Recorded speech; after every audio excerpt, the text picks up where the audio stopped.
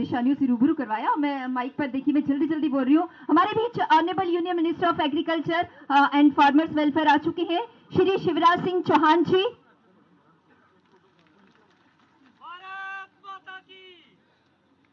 मैं अभी यहां से उतर के किसानों के बीच आऊंगा और तब भी अगर मुझे कुछ कहना है तो मैं दूर से हाथ हिला के नहीं जाता, मैं आपके बीच में आऊंगा और आपसे भी बात करूंगा। आप चिंता ना करें, क्योंकि मंच पे बोलने की कुछ मर्यादाएं होती है, लेकिन मैं तो आई आपके लिए हूं, कोई भाषण देने थोड़ी आया हूं। आपसे मिलने आया हूं, आपकी तकलीफ जानने आया हूं, आपका दर्द समझने आया हूं, और मंत्री के रूप में नहीं, आपके सेवक के रूप में आया हूं। आज हमारे राज्य सरकार के मंत्री आदरणीय श्री जावेद अहमद डार जी, हमारे बीजेपी के प्रदेश के अध्यक्ष आदरणीय सत शर्मा जी, यहां के हमारे यशस्वी सांसद आदरणीय जुगल किशोर शर्मा जी, हमारे यहां के विधायक प्रोफेसर गारूराम जी,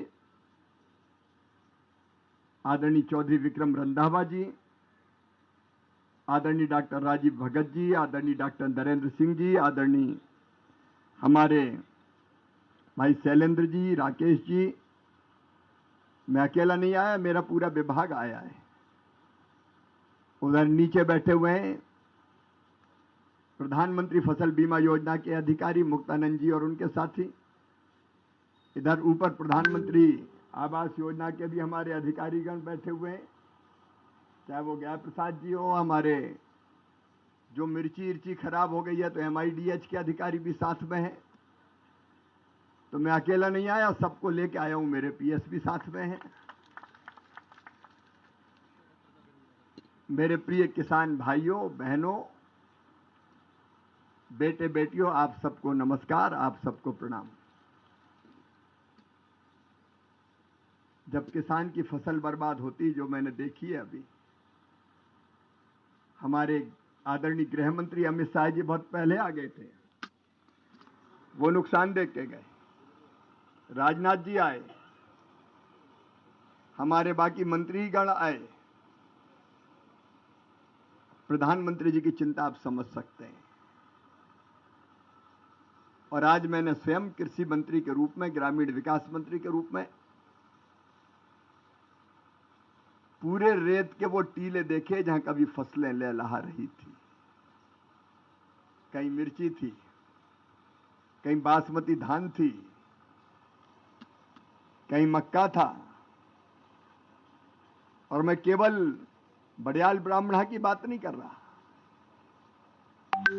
और केवल बड़याल ब्राह्मणा के लिए नहीं आया, यहां के लिए तो आए हूं, पूरे जम्मू और कश्मीर के उन किसान और गरीब भाई बहनों के लिए आया हूं जिनकी फसलें बर्बाद हुई है, तबाह हुई है। 4-4, 5-5 फीट रेत, खेत टीले बन गए, मैदान बन गए, किसान की फसलें उसमें दब गई और दब के पूरी तरह से बर्बाद हो गई। जब किसान की फसल बर्बाद होती है तो केवल फसल बर्बाद नहीं होती, उसका भविष्य बर्बाद होता है, उसकी जिंदगी बर्बाद होती है, बच्चों का भविष्य तबाह हो जाता है, चौपट हो जाता है। फसल एक बार खराब हो गई तो कई साल तक पनपता नहीं है किसान। उसी दर्द को मैंने आज खेतों में जाके देखा है। मैं रेत खोद के देख रहा था कितनी रेत है, तो रेत में खोदता रहा, धरती दिखाई नहीं दी मुझे। 3-3 फीट, 4-4 फीट रेत के टीले जमे। केवल एक फसल खराब नहीं हुई है। जब तक ये रेत नहीं जाएगी तब तक दूसरी फसल कैसे पैदा होगी। तो सवाल दूसरी फसल का भी है। पशु बहे हैं, कई मवेशी बह गए, बगल में लगा पाकिस्तान है, कुछ तो मुझे लोगों ने बताया कि पाकिस्तान निकल गए, क्योंकि जान बचाने के लिए जिसको जहां जगह मिली वहां भागा। नुकसान बड़ा है, आपदा गहरी है और लोगों के दर्द भी गहरे हैं। मैं आज आपसे यही कहने आया हूं कि केंद्र सरकार राज्य सरकार के साथ मिलके प्रधानमंत्री जी के आशीर्वाद से इस आपदा से किसानों को बाहर निकाल के ले जाएगी। आपका दर्द हमारा दर्द है, आपकी तकलीफ हमारी तकलीफ है। जब ये आपदा थी किसानों की आंखों में आंसू थे, लेकिन आज मैं ये कहने आया हूं कि मत बहाओ आंसू, दुखी मत हो। हम फिर से मेहनत करेंगे। केवल अमित भाई अकेले, अमित जी राजनाथ जी तो आए, लेकिन केंद्र सरकार की टीमें आ चुकी हैं, जिसमें कृषि विभाग की टीम भी थी। तो पूरी, चाहे वो होम मिनिस्ट्री हो, उनके अधिकारी, पानी का हमारे विभाग हो जल शक्ति उसके अधिकारी, मेरे पास ग्रामीण विकास विभाग है उसके अधिकारी, कृषि विभाग है उसके अधिकारी, इनकी पूरी टीम आई है। टीम ने सर्वे किया है और सर्वे करने के बाद टीम अपनी रिपोर्ट देगी। राज्य सरकार का विस्तृत ज्ञापन आएगा, अभी विस्तृत नहीं आया, अभी नुकसान का आकलन चल रहा है।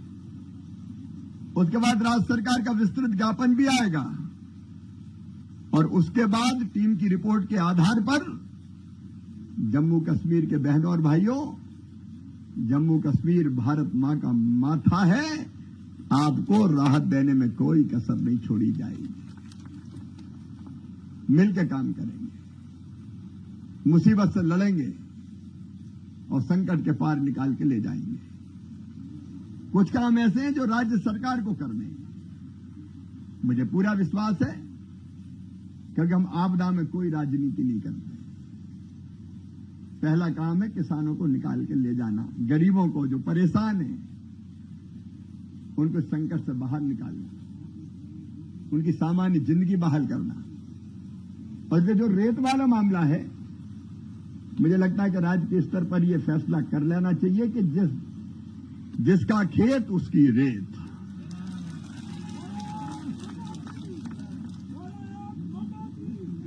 अब सब कुछ बहा के ले गई, रेत छूटी तो रेत ही दे दो, कम से कम वो निकल जाएगी। यहां माइनिंग के आपदा में नियम लागू ना हो। कृषि मंत्री जी यहां बैठे हैं, मैं माननीय मुख्यमंत्री जी से भी चर्चा करूंगा। तो मुझे लगता है कि सरकार के बूते का काम भी इतने खेतों की रेत निकालना नहीं है। ये तो किसान जुट के ही रेत निकाल ले तो रेत निकल जाएगी, खेती के योग्य जमीन हो जाएगी और जो रेत मिली उसको किसान बेचे, जो उपयोग करना चाहे वो करे। ये व्यवस्था हमको करनी चाहिए। दूसरे एनडीआरएफ के तहत सिल्ट निकालने के लिए भी राशि की व्यवस्था है। दो व्यवस्था होती है, एक सरकार राज्य सरकार के पास एसडीआरएफ और एक एनडीआरएफ। तो हमने एनडीआरएफ के तहत जो प्रावधान है राज्य सरकार के साथ हम चर्चा करेंगे और उन प्रावधानों को भी लागू करने का काम करेंगे। और एनडीआरएफ एसडीआरएफ के तहत पहले से ही राज्य सरकार को, हर एक राज्य सरकार को केंद्र सरकार राशि देती है, जिसमें 75% हिस्सा केंद्र सरकार का होता है, 25% राज्य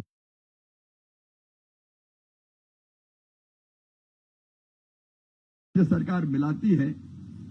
ऐसे ही डीआरएफ की निधि की, उसका उपयोग आपदा प्रबंधन में, मुझे पता चला कि सीएम साहब ने तत्काल 10-10 करोड़ रुपया जिलों को, बाकी को दिए डीसी, ताकि तत्काल, कुछ काम ऐसे होते जो तत्काल करना होता है, खाद्यान्न की व्यवस्था, तुरंत भोजन की व्यवस्था, लोगों को निकालने की व्यवस्था। मैं जम्मू कश्मीर की जनता को प्रणाम करता हूं कि उनने भी कोई कसर नहीं छोड़ी। कोई खाना लेके आया, कोई सामान लेके आया, कोई कपड़े लेके आया, तो वो तात्कालिक सहायता थी। लेकिन आपदा प्रबंधन के लिए भी यूटीडीआरएफ की निधि के राज्य सरकार के पास पैसे हैं, जिसका उपयोग किया जा सकता है 2499 करोड़ के आसपास।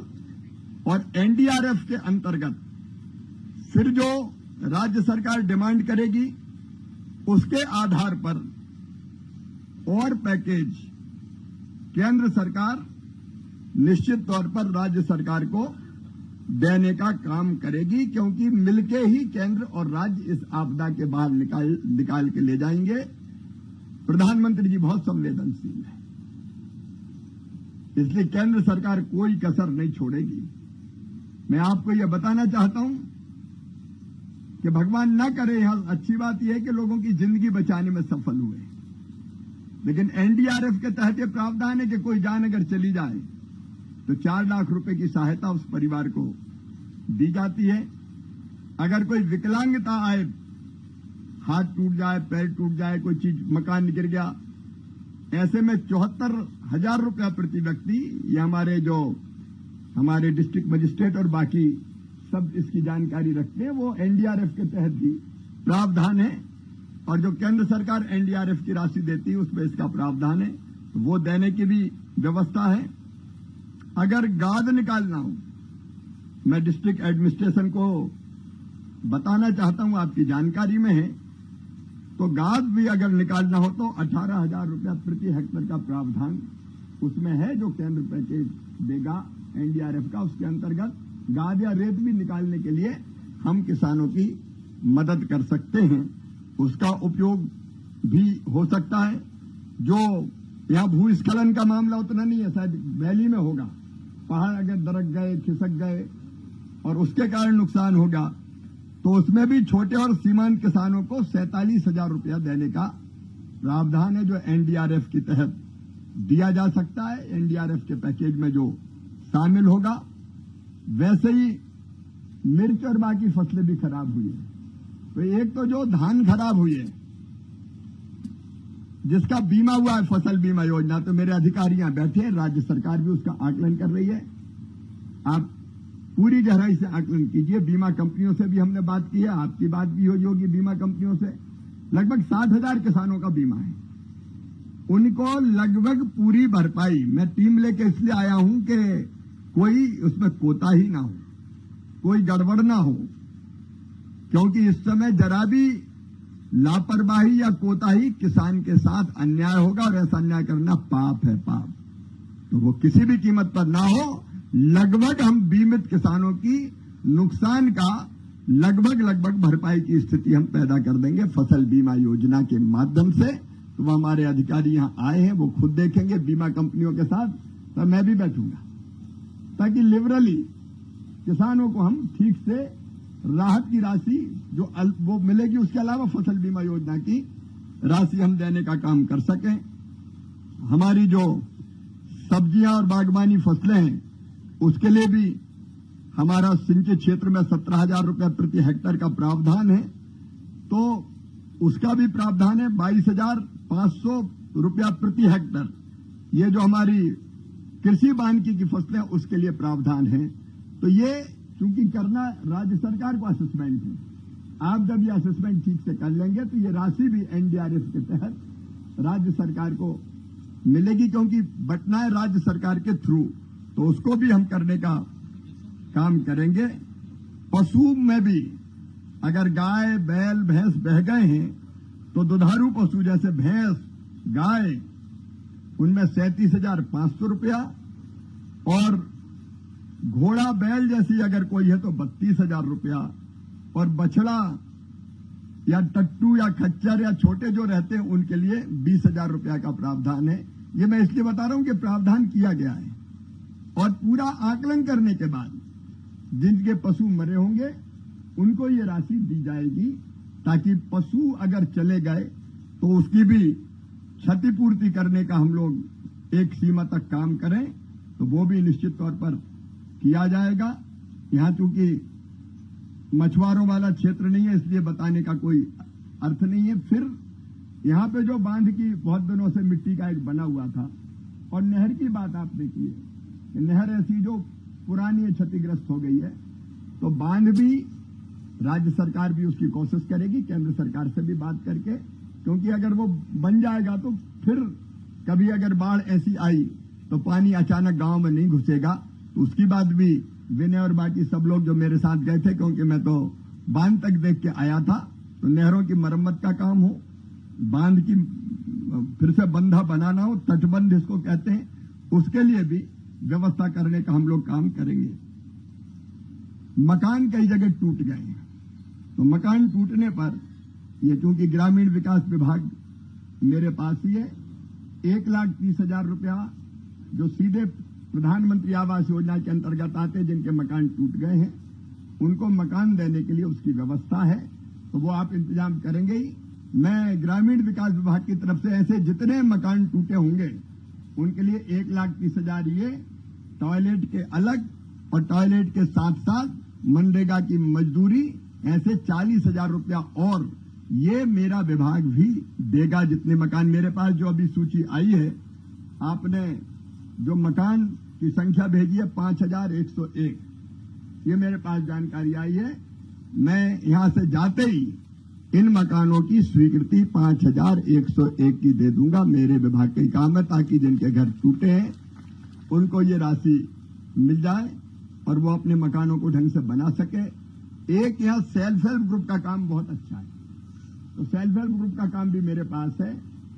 बाढ़ में उनको भी नुकसान हुआ होगा, बहनों को, उनको छोटे छोटे कामों के लिए एक फंड रहता है, खाद्य आपूर्ति बाढ़ प्रभावित क्षेत्रों में चिकित्सा किट, आपातकालीन सेवाएं, तो हम उसके लिए भी जम्मू कश्मीर के लिए 76 करोड़ रुपए की राशि जारी करेंगे, ताकि उन बहनों के काम वो आ जाए और जम्मू कश्मीर को उसकी मदद भी निश्चित तौर पर मिल सके।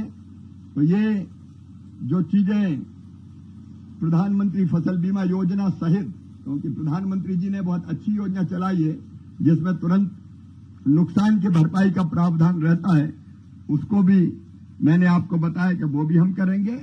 और इसके अतिरिक्त सड़कें और बाकी चीजों का तो राज्य सरकार पूरा ज्ञापन देगी, और केंद्र सरकार की टीम ने जो जांच करी है उसके आधार पर हम केंद्र सरकार प्रधानमंत्री जी की आशीर्वाद से निश्चित तौर पर विशेष रूप से व्यवस्था करने का काम करेगा।